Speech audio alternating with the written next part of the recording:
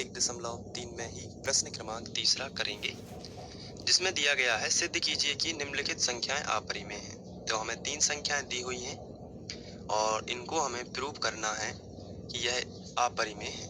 तो हमें पहले जैसा ही करना है, हम इनको मान लेते हैं कि ये परिमेय संख्या है, तो हम इनको एक एक करके सॉल्व करेंगे। चलिए सबसे पहला क्वेश्चन सॉल्व करते हैं। हमें दिया गया है पहला क्वेश्चन 1/2।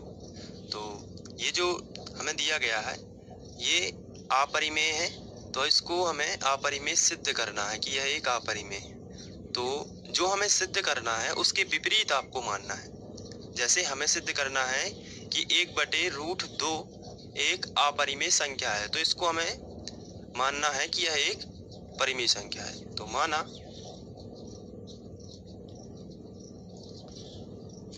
1/√2 एक परिमेय संख्या है। इसको हम मान लेते हैं कि यह एक परिमेय संख्या है। तो परिमेय संख्या है तो परिमेय संख्या p/q के रूप में लिखी जाती है। तो हम इसको लिख सकते हैं 1/√2 बराबर p/q। यहाँ जो p और q है वो सहअभाज्य पूर्णांक है। p और q सहअभाज्य पूर्णांक है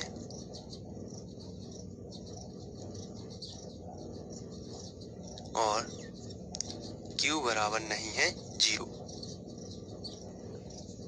तो इस तरीके से हम ये लिख सकते हैं। अब हम आगे बढ़ते हैं और यहाँ पर हम दोनों पक्षों का वर्ग भी कर सकते हैं। तो चलिए करते हैं, या फिर हम परिमेयकरण भी कर सकते हैं। दोनों तरीके से ये हो सकता है, लेकिन हम जो तरीका सरल रहेगा उसी से करेंगे। तो आइए परिमेयकरण करते हैं। तो इसका हम परिमेयकरण कर देंगे। तो यहाँ पर हम लिखेंगे 1/√2 गुणित नीचे वाली संख्या का फिर अंश बाहर में गुणा हो जाएगा, तो √2/√2 ये कहलाता है परिमेयकरण बराबर p/q। ये ज्यों का त्यों रहेगा। तो आपको क्या करना है, जो रूट वाली संख्या होती है उसी में परिमेयकरण होता है और अंश बाहर में गुणा हो जाता है।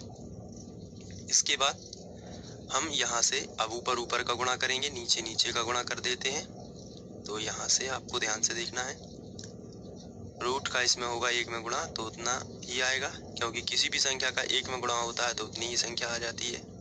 बटे यहाँ पर रूट का रूट में होगा तो समान संख्या है और करनी में जब गुणा होता है तो वह संख्या बाहर आ जाती है, इसलिए 2 बाहर आ जाएगा बराबर p/q। यहाँ से अब हम 2 का गुणा इसमें कर देते हैं तो आएगा करणी 2 बराबर 2p/q। इस तरीके से अब यहाँ पर p और q पूर्णांक हैं। यहाँ p और q पूर्णांक हैं,